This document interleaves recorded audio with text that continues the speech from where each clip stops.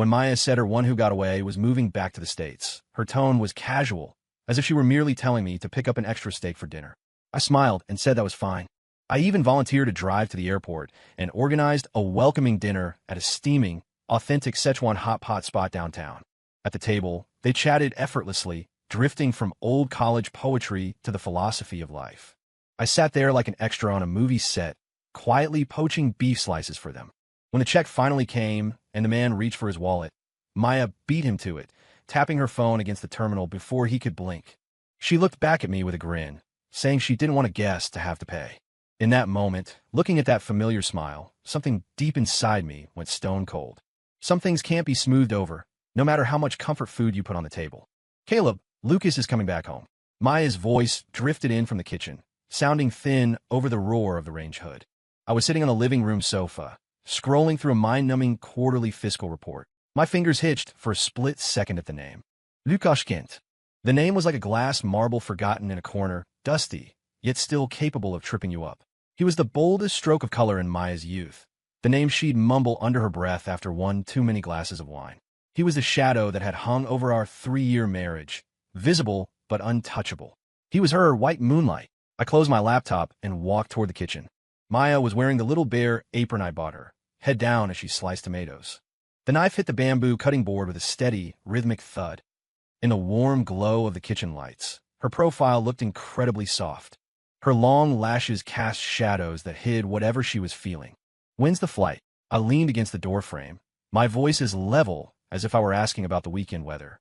Tuesday afternoon, 3 o'clock, she said, her hands never stopping. He said, he wanted to see me. He should, I nodded. I walked up behind her, wrapping my arms around her waist and resting my chin on her shoulder. After all, you guys were close in college. It's been years. I'll go to the airport with you. We can't have you picking him up all by yourself.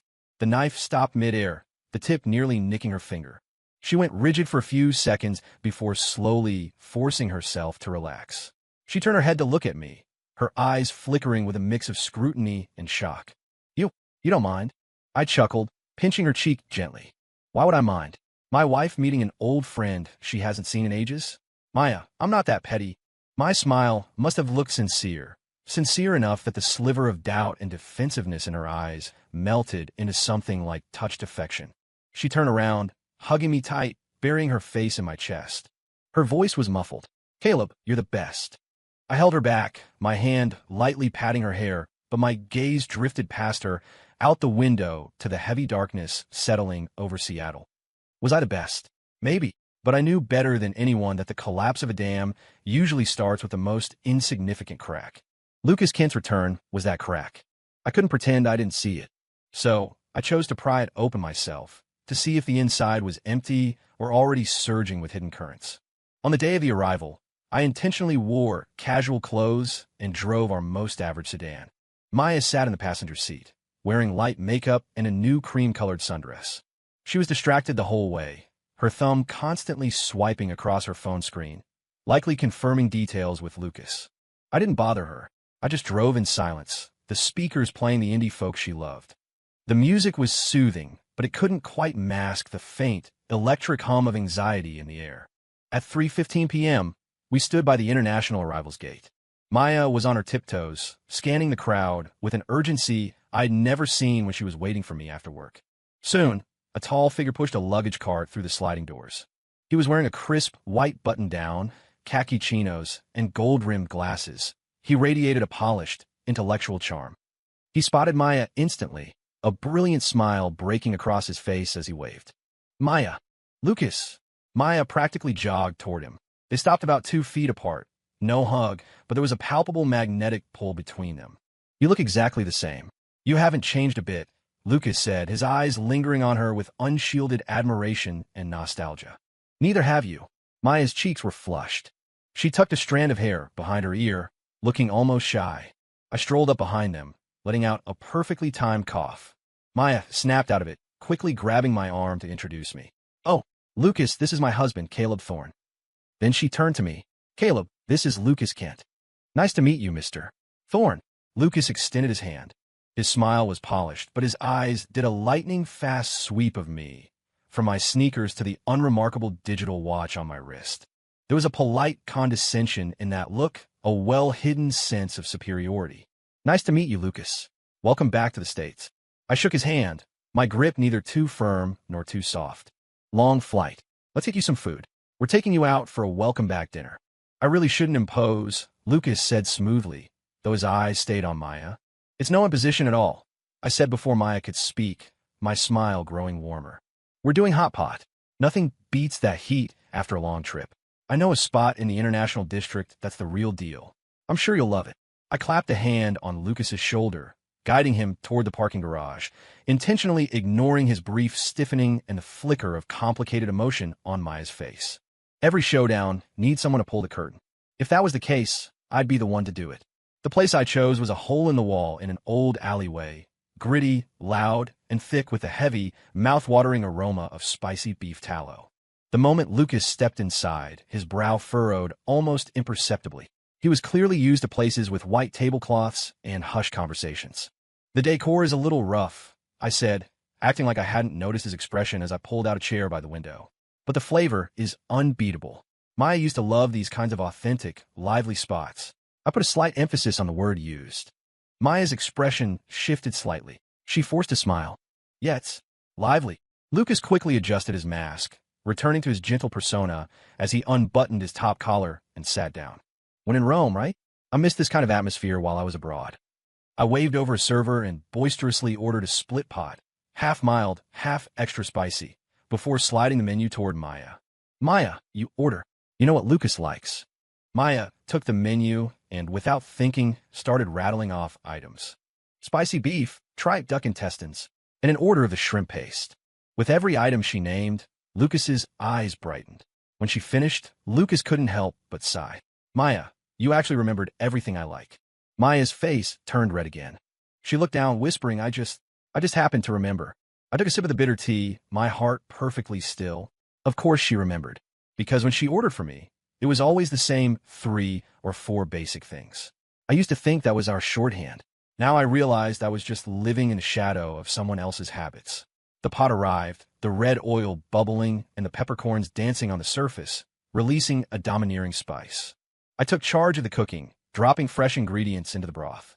"So, Lucas, are you back for good? Planning to build something here?"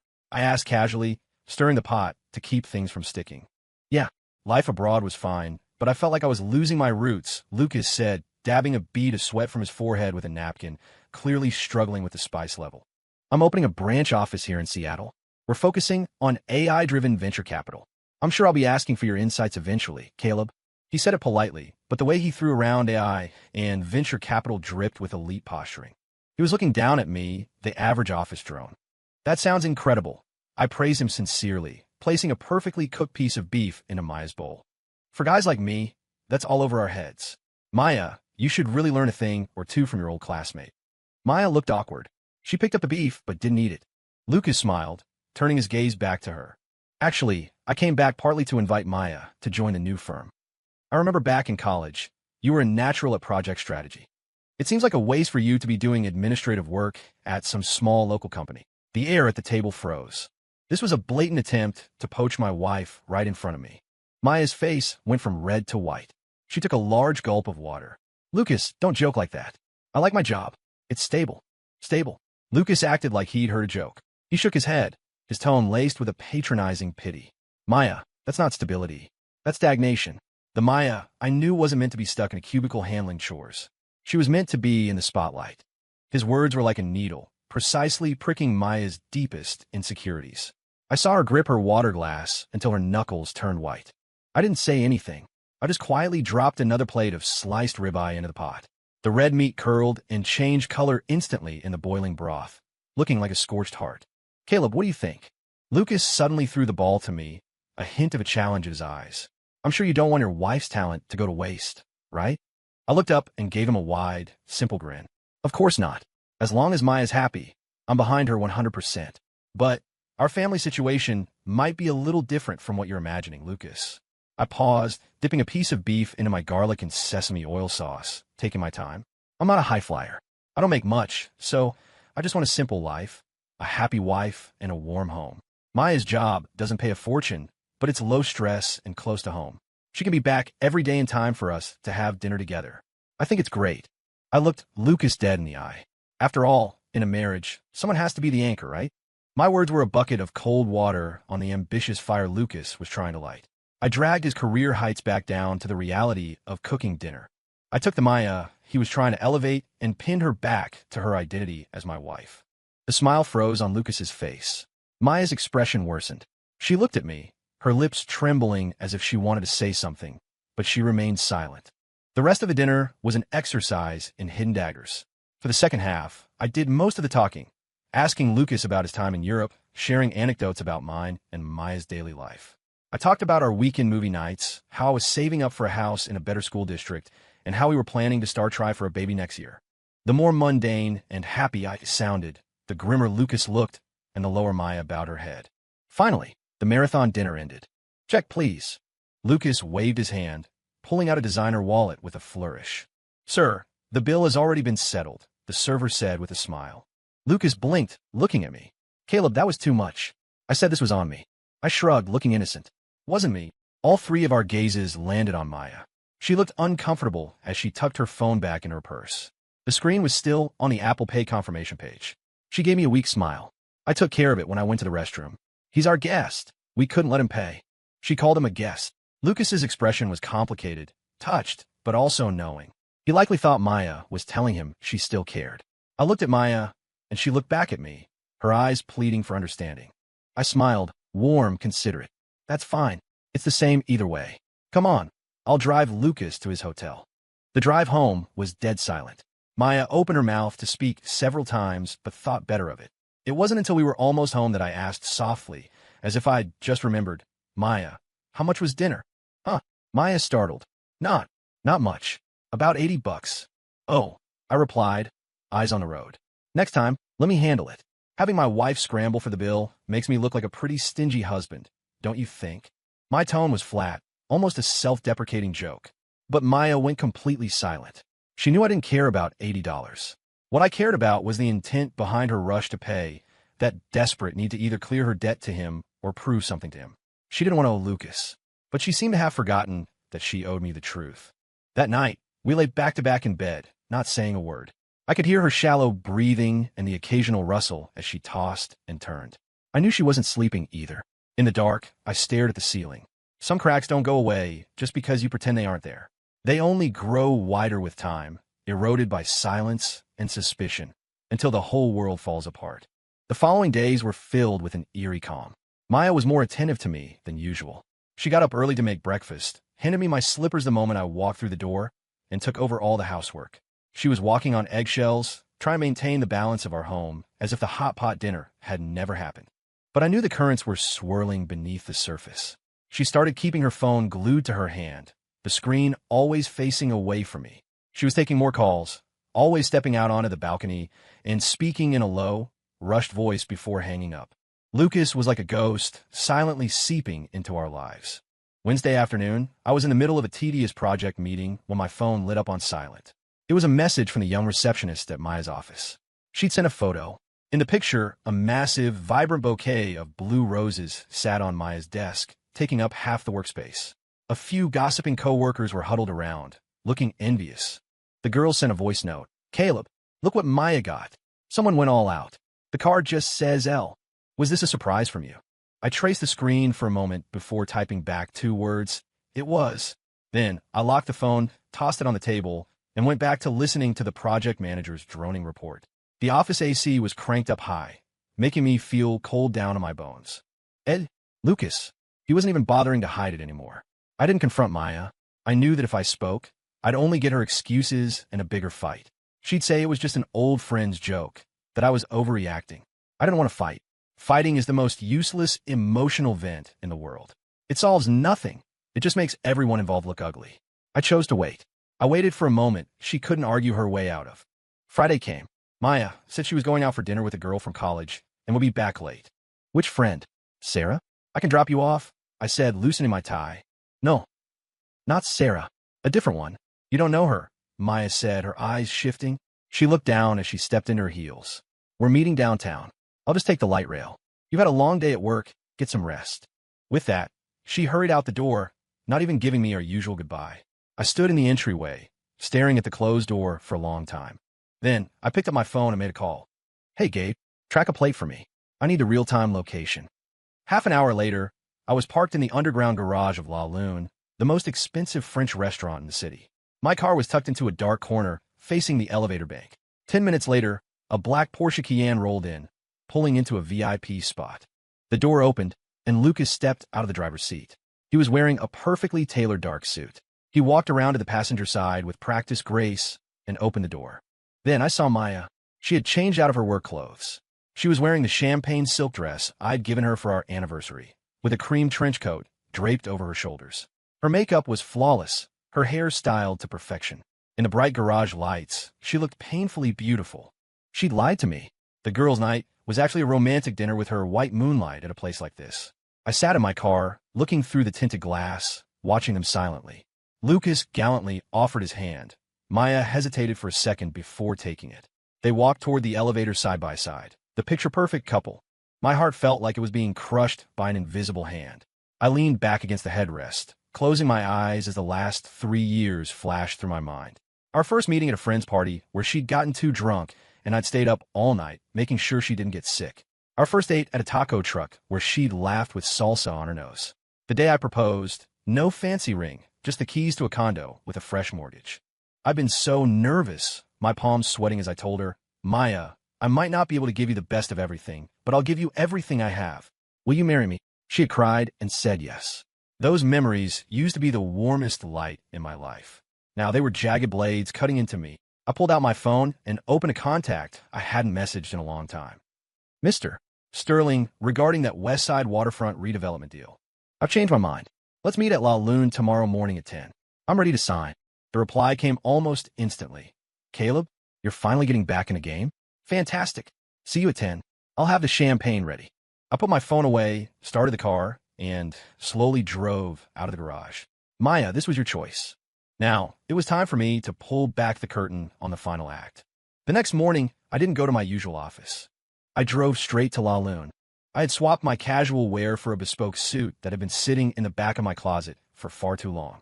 I'd spent time on my hair and strapped on a limited edition Patek Philippe. It had been so long since I'd played this part that I'd almost forgotten I was capable of it. At 9:55 a.m., I walked into the restaurant. The maitre d' took one look at me and bowed slightly. "Good morning, sir. Do you have a reservation? The name is Thorne. I'm meeting Mr. Sterling at 10. Mr. Thorne, this way, please." His attitude became even more deferential. "Mr. Sterling is already waiting for you in the private suite." As I followed him through the elegant hallway, I paused for a fraction of a second near the main dining area. By the window, Maya and Lucas were sitting across from each other. They had a lavish brunch spread before them. The morning sun streamed through the floor-to-ceiling windows, making the scene look like a painting. Maya looked gorgeous, a soft smile on her face as she listened to Lucas. Lucas was gesturing animatedly, likely describing his grand business blueprints, his face full of unearned confidence. I looked at them for no more than 2 seconds before moving on, following the server into the VIP suite. "Caleb, you certainly kept me waiting." Inside, a middle-aged man with a receding hairline stood up immediately, reaching out to shake my hand with both of his.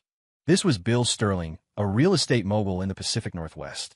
The West Side project was his crown jewel, but it had stalled due to a massive capital gap. He'd begged me to invest dozens of times, but I'd always turn him down, claiming I was semi-retired and didn't want a headache. "Sorry to keep you waiting, Bill," I said, shaking his hand and getting straight to business. "Do you have the contracts?" Right here, right here." Sterling pulled a thick stack of documents from his briefcase. "Caleb, I promise, every clause is exactly how you requested. Take a look." I didn't look at the contract. I just pushed it aside. "Bill, before we sign, I need a small favor." "Anything. Name it," Sterling promised, thumping his chest. I took a sip of lemon water and said slowly, "I need you to help me put on a little show." At 11 a.m., Sterling and I walked out of the suite, chatting like old friends. "Caleb, I can't thank you enough. If this project takes off, you're the savior of this company." Sterling's voice was booming, filled with exaggerated gratitude. "You're too kind, Bill. It's a win-win," I said with a faint smile. Our conversation successfully drew the attention of everyone in the dining room, including Maya and Lucas. I could feel 2 sets of eyes locking onto me like spotlights. I acted as if I just noticed them, my face showing the perfect amount of surprise. Maya? Lucas? What a coincidence. Are you two having brunch? Maya's face went ghost white. The silver spoon in her hand hit the saucer with a sharp clink. She stared at me, at the expensive suit she'd never seen, at the billionaire standing beside me, her eyes wide with shock and panic. Caleb? What? What are you doing here? Her voice was trembling. Lucas reacted faster. He stood up, and while he looked surprised, there was more scrutiny in his gaze. He recognized Sterling. Caleb, who is? Oh, sorry. Where are my manners? I patted Sterling on the shoulder, as if he were just some guy I knew. This is Bill Sterling of Sterling Heights Realty. We just finished up some business. Mr. Sterling, a pleasure, Lucas said, extending his hand. Sterling gave him a perfunctory handshake before turning back to me, his smile almost submissive. Caleb, I'll leave you and your wife to your meal. I'll get started on the West Side project immediately. Expect good news soon. With a bow to Maya and me, he scurried off with his assistants. The restaurant went so quiet you could hear a pin drop. All eyes were on our small table. I pulled out the chair opposite Maya and sat down slowly, looking at her and Lucas with a calm expression. Aren't you going to introduce me? What are you two talking about? You look so happy. Lucas's face had turned a sickly shade of gray. He wasn't stupid. Sterling's behavior, the way he called me Mr. Thorne, the way he practically bowed, said it all. The man he thought was a house husband he could push around was someone he could only hope to look up to. Mr. Thorne, Lucas stammered, his tone shifting completely. He forced a smile that looked more like a grimace. I had no idea. Maya and we were just reminiscing about college. Is that right? I looked at Maya. Her lips were bloodless, her hands clutching the tablecloth so hard the fabric was bunching. Maya, didn't you say you were out with a friend last night? And that you're with a friend today? My voice wasn't loud, but it hit her like a sledgehammer. She flinched, her eyes turning red instantly. I. She opened her mouth, but not a single word of explanation came out. The shame of being caught in a lie, the shock of my revealed identity, and the guilt of her betrayal weighed on her like lead. I didn't press her. I simply reached into the inner pocket of my suit and pulled out a document, placing it gently on the table. The cover had bold, black letters. Petition for dissolution of marriage. Maya's pupils shrunk, as if she were looking at something terrifying. Caleb, you. I gave you chances, Maya. I interrupted, my voice cold as ice. From the day Lucas came back, from the moment you lied about picking him up, to the blue roses, to last night. I waited for you to be honest with me. Over and over. But you never were. You chose to lie. You chose to sit here with him, planning a romantic future. I turned to Lucas, who had instinctively stepped back, avoiding my eyes. Lucas, didn't you want to give Maya a better platform to show her talent? Now's your chance. I curled my lip into a cold smile. I'm walking away from everything. At the words walking away, Lucas's eyes flared with a brief spark of greed. Maya, however, looked like her soul had been scooped out. She collapsed in her chair, tears streaming down her face. I stood up and looked down at them. But let's be clear about one thing. The house we live in, every car I own, and all the stocks and investments in my accounts are premarital assets. My legal team has already verified the trust. When I say I'm walking away, I mean I'm waiving my right to my half of our community property, the stuff we earned together in the last 3 years. Our joint savings account has about $30,000. Per the agreement, you get 15. Also, that car you're driving, it's in my name. I'll be taking the keys back. My words were a scalpel, peeling back the bloody reality of the situation. The spark in Lucas's eyes died instantly, replaced by a look of sheer horror. Maya had moved from silent tears to choked-up sobbing. Caleb, she reached out to grab my sleeve, her voice broken. Please, I was wrong. I was so wrong. Just give me one more chance, please. I looked down at her, at the face I had loved for so many years. I used to think that if I gave someone my whole heart, I could warm a stone. Now I realized hearts aren't stones. Stones don't have feet. They don't run away. But hearts do. A chance. I gently but firmly pried her fingers off my sleeve, one by one. Maya, the moment you chose to lie to me, you used up every chance you ever had. I pulled my sleeve away and gave her one last look. There was no tenderness left, no love. Just an exhausting, hollow disappointment. Sign the papers. Don't make this uglier than it already is. I turned and walked out without looking back. Behind me, Maya's sobbing turned into a scream, and Lucas stood there with a face full of shifting shadows. The sun was still bright, and the restaurant's piano music was still playing. But for the first time in a long time, my world was quiet. The moment I stepped out of La Lune, I let out a long, heavy breath. The tension that had been building in my chest for days seemed to dissipate with that one exhale. The sky was a brilliant blue, the clouds were white, and even the sound of city traffic didn't seem so grating anymore. I didn't go back to the office. Instead, I drove down to the waterfront. I rolled down the windows and lit a cigarette, letting the cold Puget Sound breeze whip through the car and mess up my hair. My phone was vibrating like crazy on the passenger seat, alternating between Maya and Lucas. I didn't pick up. Everything that needed to be said had been said the moment I handed over those papers. Anything else was just useless begging and backpedaling. When the cigarette burned down, I crushed it in the tray and picked up the phone. I ignored the dozens of missed calls and went to Maya's contact. Our last message was from last night. Maya, I'm heading out now. Good night, honey. Me, drive safe. How pathetic. I stared at the screen for a moment before hitting delete contact. When it was done, I felt like I'd finally finished a surgery I'd been putting off for years, cutting out a piece of dead tissue. It hurt, but the sharp pain was better than the slow rot. In the months that followed, I threw myself entirely into the West Side Waterfront project. It was a massive undertaking: zoning, construction, tenant acquisition. It was complex and grueling. I built a dedicated team, and we spent every day in meetings, over blueprints, or on-site. Work is the best medicine for a broken heart. It leaves you no time for self-pity, no energy for overthinking. My legal team handled the divorce proceedings. Maya refused to sign at first. She made scenes, she cried. She even showed up at my office several times to corner me. I only agreed to see her once. That day, she wore no makeup. She was in a simple white t-shirt and jeans, her hair in a messy ponytail. Her eyes were puffy and red. She looked completely drained. She blocked my office door, and the tears started the moment she saw me. Caleb, we need to talk. I dismissed my assistant and closed the door. There's nothing to talk about, Maya. My lawyers explained the terms. I sat behind my desk, my voice detached. I'm not here to talk about the money. She stepped forward, hands gripping the edge of my desk, her body trembling. Caleb, I know I messed up. I was an idiot. I was blinded. Just give me this one time, just once. Let's start over. Start over. I looked at her, almost finding it funny. How? We pretend none of this happened. Maya, how could I ever trust you? Every time you're late, I'd be wondering if you're actually at work or on another date. Every time you smile at me, I'd be wondering what lie is hidden behind it. My words turned her face even paler. I won't. I swear. Never again. She sobbed. Lucas and I are over. The moment he saw those papers and realized who you were, he stopped calling me. He was a fraud. A total jerk. Whether he's a jerk or not isn't my concern, I said calmly. I just know that for him, you lied to me. That's enough. Maya, we're adults. We have to live with our choices. I gave you my love, not a license to betray me. That was the final straw. She collapsed to the floor, weeping like a helpless child. I didn't go to comfort her. I just watched her, feeling nothing but a strange numbness. The heart that had once burned for her had gone cold at that hot pot table months ago. Eventually, she signed. Our 3-year marriage ended in a way I never could have predicted. When the paperwork was finalized, I had her things packed and sent via movers to a small apartment she was renting in an older part of town. I didn't go up. I just stood by the truck, watching the movers carry the boxes. One box wasn't sealed properly, and I saw the ear of a plush bear poking out, the one I'd bought her. I turned away and started the car. In the rearview mirror, the gray apartment building grew smaller and smaller until it vanished.